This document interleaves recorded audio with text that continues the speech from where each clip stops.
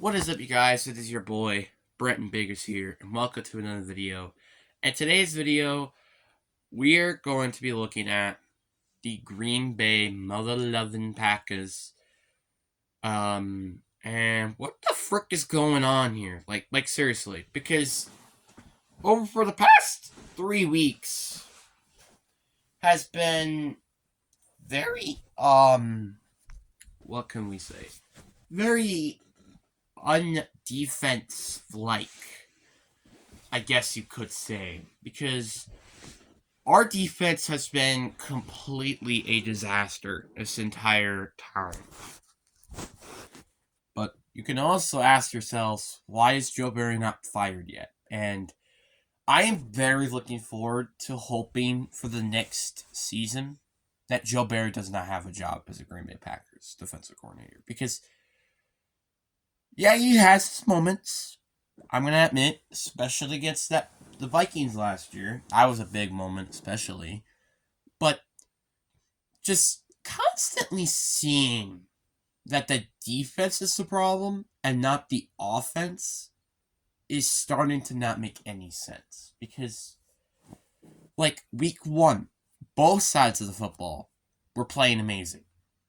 Week 2, mainly kind of honestly, I think it was a decent game on both sides. I just kind of think that the offense messed up during the fourth quarter. Week 3 was definitely the offense, but we still won. The Lions, I think, was definitely defense.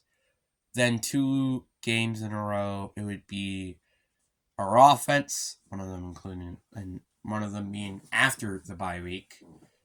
Then, didn't we go against the Rams afterwards? I think it was the Rams. That was a good game for both sides of the ball.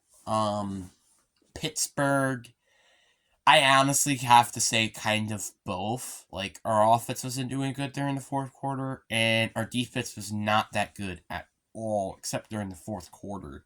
But outside of that fourth quarter, that defense was pretty freaking bad. Chargers game, fair on both sides. Lions game was also fair on both sides. I guess you could say the defense is not doing its best during the second half. But, yeah.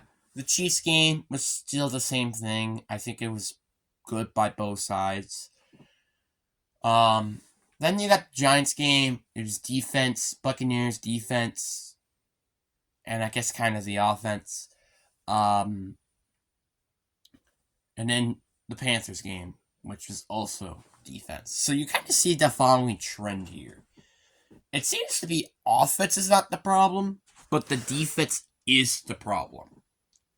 Which is why we've lost to the New York Giants. This is why we've lost to the Tampa Bay Buccaneers. It's how, like, basically some of our game, like, the second half of the season, if we lose a game, it's basically the defense. And that's a bit of an issue because heading into the season, I honestly had no idea where to put my expectations. Like, are we going to be like a 5-12 team? Like, obviously, I didn't think we're going to be absolutely terrible. That's unless Jordan Love was completely terrible.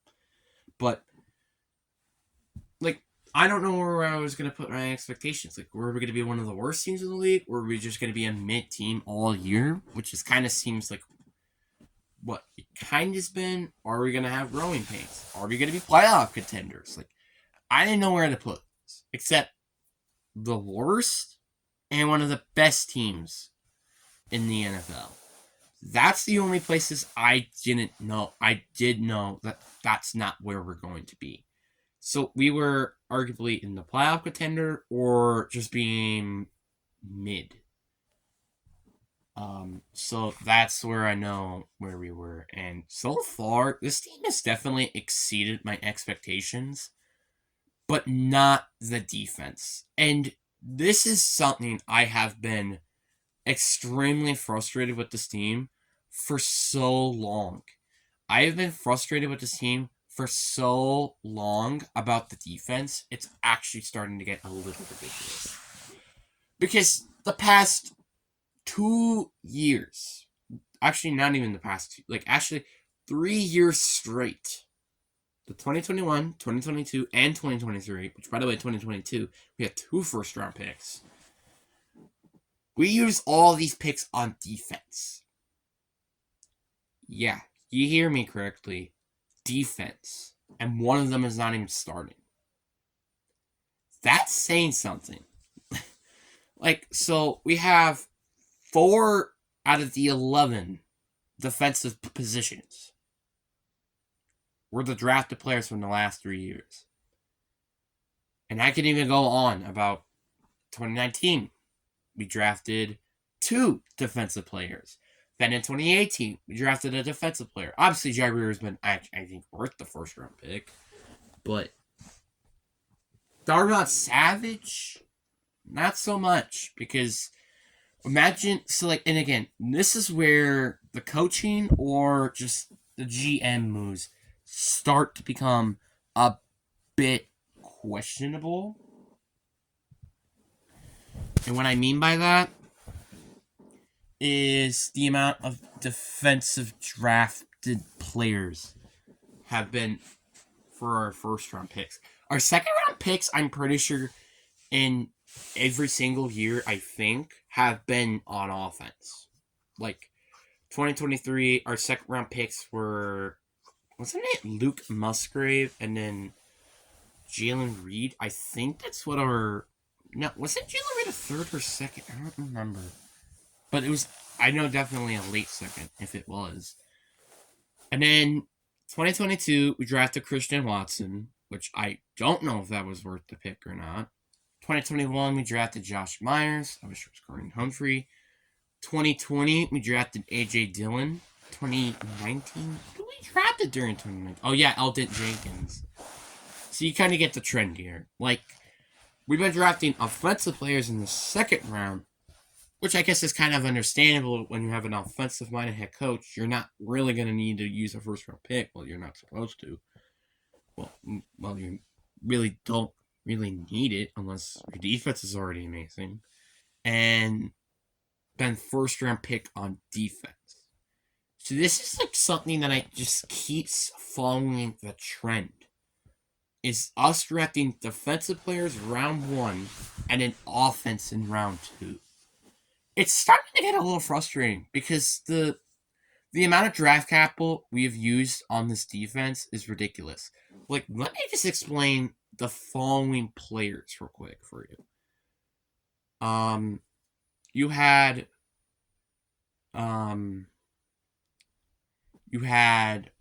Kenny Clark, who I'm pretty sure was a 3rd round pick, I think. Devontae Wyatt, 1st round pick. I don't know about TJ Station. I don't remember which one he was. Preston Smith was a free agent. Rashawn Gary was a 1st round pick. Lucas Van Ness, who is a rotational player, is also a 1st round pick. Devondre Campbell, a free agent. Quay Walker was a 1st round pick. I think Isaiah McDuffie was a 5th.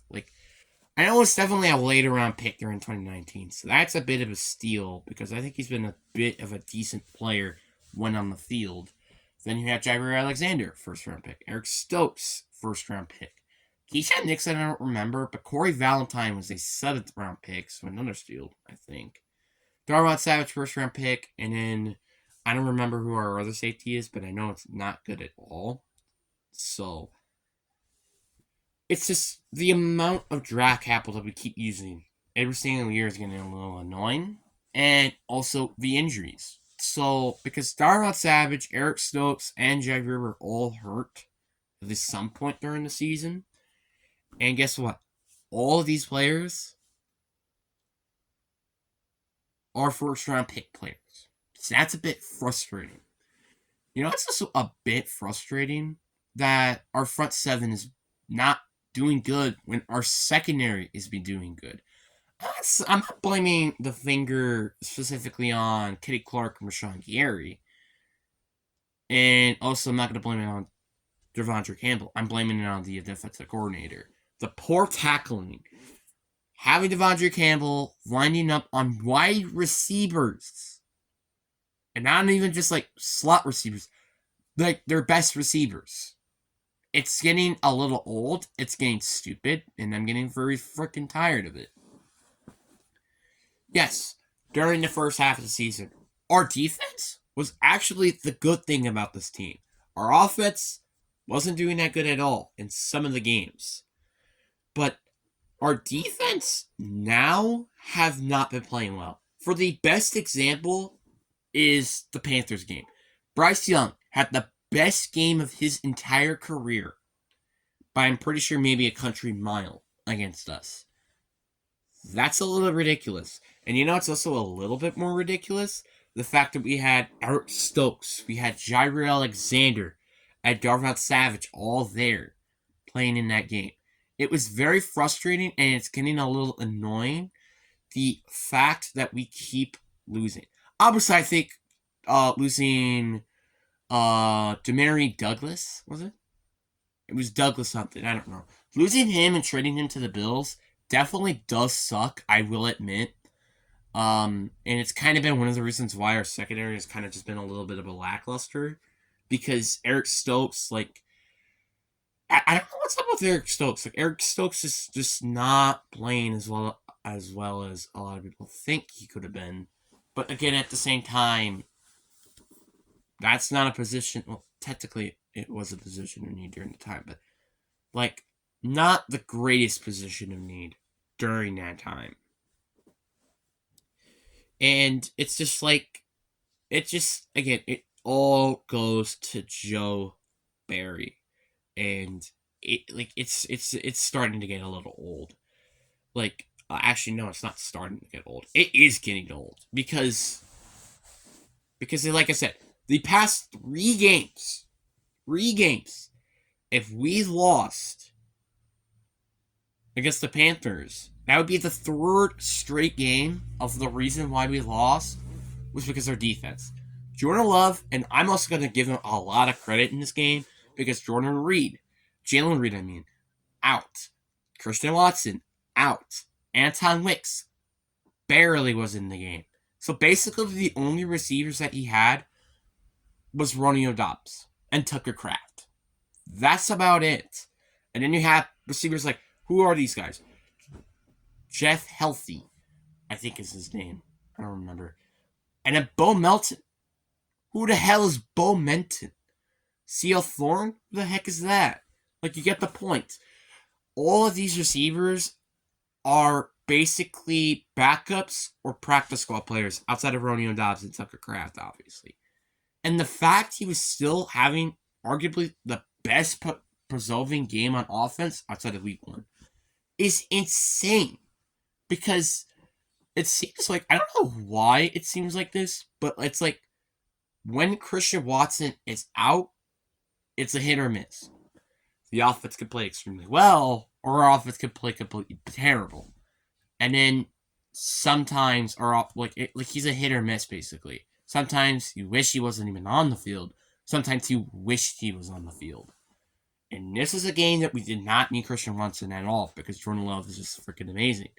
And also, same thing with our run game. I think our run game was very good during that game. I don't really remember. But like when I was watching it, which was mainly just the first half, we had a very nice run game. I really am just getting very frustrated with this defense, because the defense is what is slowing us down significantly.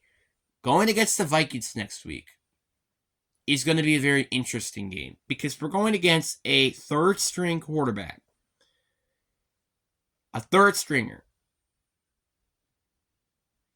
And yet, I still believe Joe Barry is going to mess it up for us. I don't know why. I just believe that it's going to mess up. And this is a must-win game to make it into the playoffs. If we lose this game, we're eliminated. Which obviously, again, I'm not going to complain, because obviously I wasn't expecting us to even make it to the postseason at all, even if I did have some predictions on it. But I wasn't expecting this team at all to be at this position at all. I'm not saying because this team sucks, because it doesn't. I'm just saying this because of the factor that this offense was supposed to be the problem, and our defense was supposed to not be the problem. And the fact that the defense is the problem instead of the offense has two interesting things. One, Jordan Love, and obviously you never know because this could just be a one season fluke.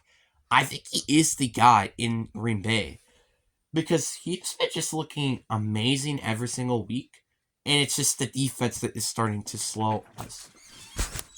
So yeah, I'm gonna just end the video here. I'm sorry if I cut out mid sentence, but anyway, hope you guys enjoy. Peace.